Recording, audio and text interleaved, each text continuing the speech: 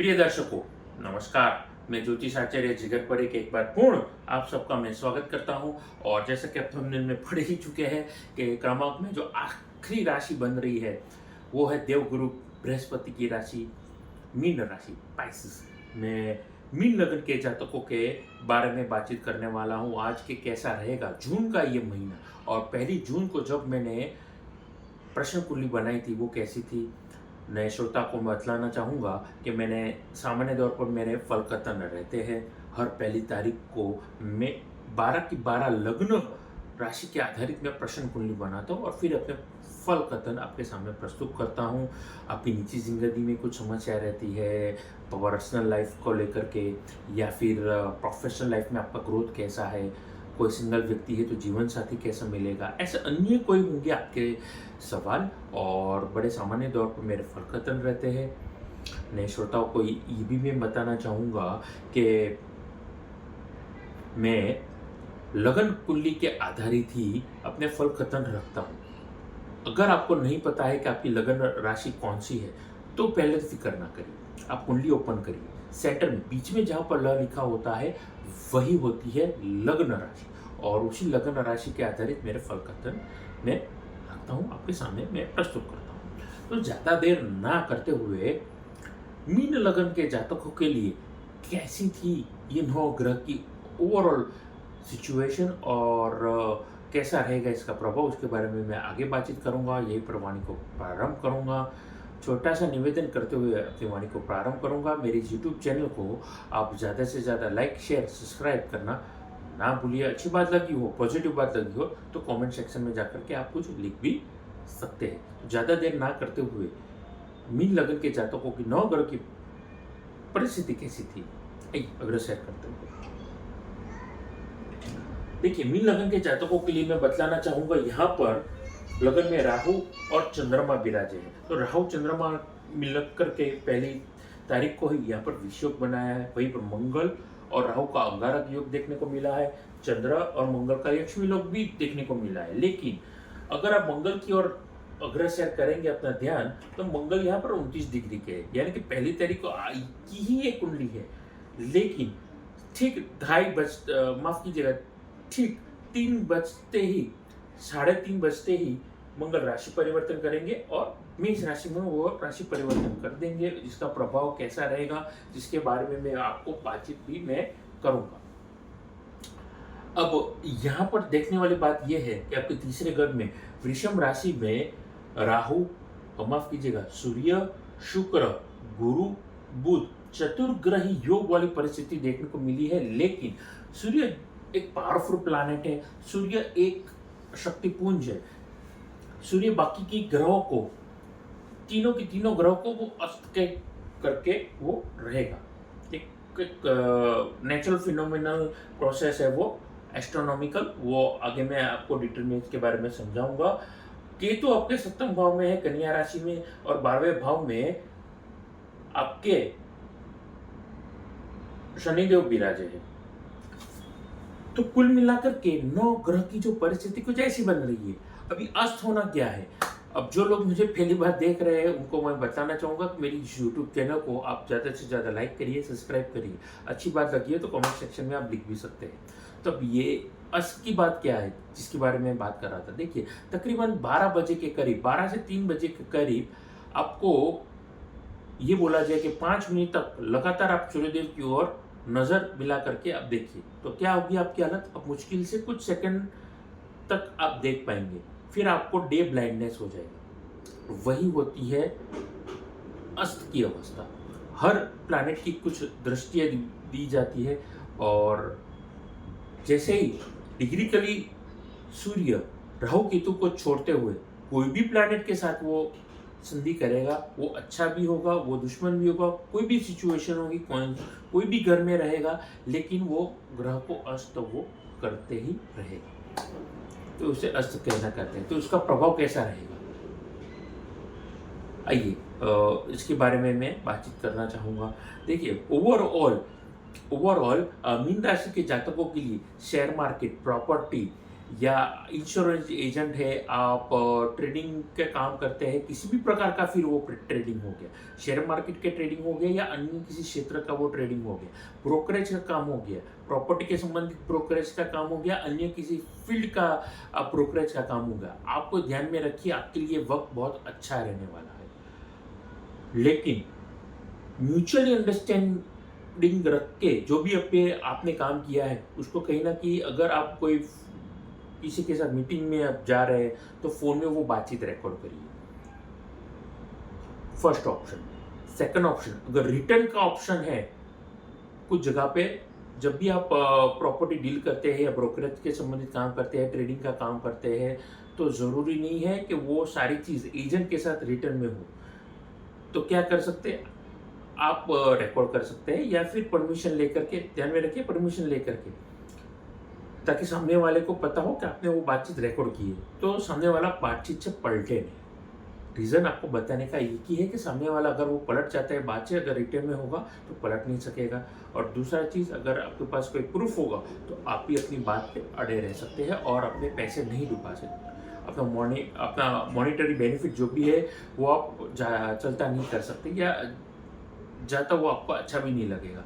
तो ऐसा कोई साइंटिफिकली अगर आप आगे बढ़ेंगे, आपके लिए बेनिफिट ये वक्त रहेगा। उन क्षेत्रों के लिए बहुत ही, यकीन मानिए, बहुत ही ज़बरदस्त ये वक्त रहेगा। एक करियर में एक टर्निंग पॉइंट हो सकता है। आपकी मेहनत अभी तक आपने किया था, लेकिन इतना अच्छा रिजल्ट आपको मिलेगा ये आपने भी एक्सपेक्ट नहीं किया था।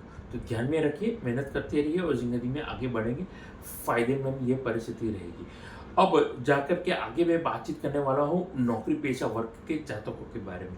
देखिए, प्रमोशन आपका 100% एक्सपेक्टेड है, ड्यू है। अगर आपका प्रमोशन आपको मिलेगा, गवर्नमेंट एम्प्लॉय थे आप, अगर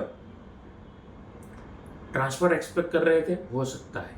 प्रमोशन के साथ ट्रांसफर एक्सपेक्ट कर रहे थे, हो सकता है। लेकिन यहाँ पर प्राइवेट सेक्टरों के लिए गेम चेंजर वाला ये सिचुएशन है। प्रमोशन एक्सपेक्ट कर रहे थे, प्रमोशन ले लीजिए, लेकिन जॉब चेंज करने के बारे में सोच रहे थे, सेव योर जॉब। प्रमोशन अगर डिले हो रहा है तो भले डिले हो जाने दीजिए। कंपटीशन मार्केट में बहुत ज़्यादा है प्राइवेट सेक्टर में, और एक्सेप्शनल केस में ही आपको अनएक्सपेक्टेड रिजल्ट मिलेंगे, वरना आपके लिए ये वो वाली बात हो जाएगी कि कुछ पैसों के चक्कर में आपने एक अच्छी अपॉर्चुनिटी खो दी और सेफ जोन छोड़ के अनसेफ जोन में चढ़ गई। तो ध्यान में रखिए, अगर प्रमोशन डिले हो रहा है तो भले डिले हो जाने दीजिए। जॉब चेंज करने वाली बेवकूफ़ी वाला ये कदम होगा तो उसको कृपया करके ना उठाएं। एडमिन के संबंधित काम कर रहे हैं या फिर आप फ्रीलांसिंग के संबंधित काम कर रहे हैं, आपके लिए दोनों क्षेत्रों में आपके लिए फ़ायदा होगा। गवर्नमेंट के संबंधित ट्रेडिंग का काम कर रहे हैं या टेंडरिंग का काम कर रहे हैं, ऐसी कोई कंपनी के साथ जुड़े हैं और आपका काम ही जॉब करना है, यकीन मानिए आपके लिए फ़ायदा होने वाला है। आपको एक अच्छा अनुभव मिलेगा करियर पॉइंट ऑफ व्यू से। फाइनेंशियल बेनिफिट तो मिलेगा, लेकिन सीखने को भी बहुत कुछ मिलने वाला है। आगे बातचीत करना चाहूँगा यहीं पर मीन लगन के स्वास्थ्य के बारे में। स्वास्थ्य कैसा रहेगा? देखिए, आमतौर पर ये हमेशा मैं लास्ट में बात करता हूँ, लेकिन स्वास्थ्य एक इम्पॉर्टेंट पॉइंट ऑफ व्यू है। यहाँ पर मुझे कुछ सेंसिटिव इश्यूज लगे तो मुझे लगा कि मैं जल्दी कवर कर देना चाहिए इस पॉइंट को। देखिए, जॉइंट में तकलीफ हो सकती है, बैक में प्रॉब्लम हो सकता है, आपको इंसोमिया की तकलीफ हो सकती है, गुप्तांगों में तकलीफ हो सकती है, अनिद्रा के साथ तकलीफ वाला ज़्यादा ये वक्त रहेगा, गुप्तांगों में तकलीफ रहेगी, किडनी में तकलीफ हो सकती है, यूरिनरी ट्रैक्ट इन्फेक्शन आपको तकलीफ दे सकता है। तो ये सारी चीज़ों के बचने के लिए ज़्यादा से ज़्यादा पानी पीजिए। आगे जाकर के अंत में मैं इसके उपाय में आपको ज़रूर इसके बारे में मैं बताऊंगा। फिलहाल मैं बातचीत करना चाहूँगा मीन लगन के निजी जिंदगी के बारे में। देखिए, जो लोग शादी करना चाहते थे उनकी सगाई हो सकती है, शादी की शरणाई बच सकती है, उनके लिए शुभ संकेत मिलने वाले हैं। शुभ कामों में, मांगलिक कामों में उनके लिए सारे शुभ संकेत है। आप जिंदगी में आगे बढ़ेंगे, फायदा होगा। जो कपल बच्चा प्लान कर रहे थे उनके लिए खुश खबर मिल सकती है, कंसीव हो सकता है और एक नई दिशा जिंदगी में आगे बढ़ेगी। आपके लिए ये वक्त जो रहेगा, मैं समझता हूँ यहाँ पर अच्छा रहने जा रहा है। आगे बातचीत करना चाहूँगा विद्यार्थी वर्ग के जातकों के बारे में। देखिए, विद्यार्थी वर्ग के लिए अगर आप इलेक्ट्रॉनिक की पढ़ाई कर रहे थे, इलेक्ट्रिकल की पढ़ाई कर रहे थे, सॉफ्टवेयर इंजीनियरिंग की पढ़ाई कर रहे थे, आप ऐप डेवलपर है, आप वेब डेवलपर है, आपके लिए ये वक्त बहुत ही बेहतरीन जाने वाला है।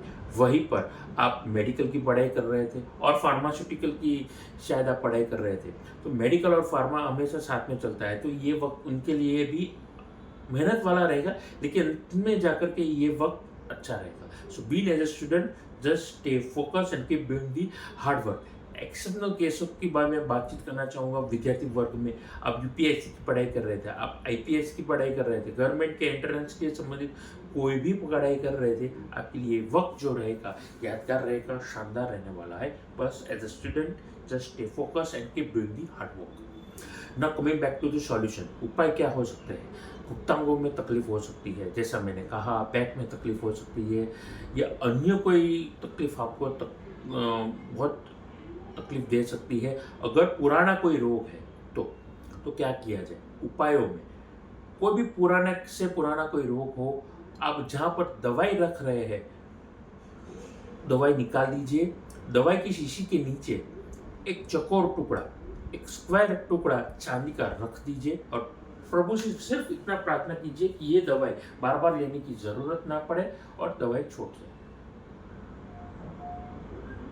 ध्यान में रखिए, वो दवाइयाँ ब्लड प्रेशर की दवाई या डायबिटीज की दवाई के साथ में नहीं होनी चाहिए। कि वो दवाई आप एलोपैथी की दवाई है तो वो लाइफ टाइम रहेगी, लेकिन कोई चोट की है, दुर्घटना की है, या फिर कोई ऐसा रोग है वो जा ही नहीं रहा है और वो क्योरेबल है, 100% कैंसर भी क्योरेबल है, तो वहाँ पर अगर आप चांदी का चौकोर टुकड़ा रखेंगे, आपके लिए फायदा होगा। और उपायों में आप हनुमान जी की पूजा करेंगे, सुंदरकांड के पाठ करेंगे, हनुमान बाहुक का पाठ करेंगे। अगर शारीरिक तकलीफ से गुजर रहे हैं, हनुमान बाहुक का पाठ करेंगे, आपके लिए फायदा होगा। शिव जी की पूजन करते रहिए, आपके लिए शिव जी के आशीर्वाद भी बड़े अच्छे फायदे, चमत्कारिक फायदे आपको देता रहेगा। तो ये थे मेरे उपाय और ये थी मेरी बातचीत मीन लगन के जातकों के जून महीने के बारे में। यही पर अपनी वाणी को आराम देते हुए, जैसा कि हर वीडियो में मैं अंत में कहता हूँ कि आप कुंडली विश्लेषण करवाना चाहते हैं, जो लोगों का आप कुंडली मैच मेकिंग करवाना चाहते हैं, घर का ऑफिस का नक्शा दिखाना चाहते हैं, या फिर अच्छी क्वालिटी के रुद्राक्ष, रतन, श्री यंत्र लेना चाहते हैं, या कुंडली में कोई दोष है और दोष के विधान करवाना चाहते हैं, पूजन करवाना चाहते हैं, तो फीस जमा करवा करके आप मेरा संपर्क कर सकते हैं। नमस्कार।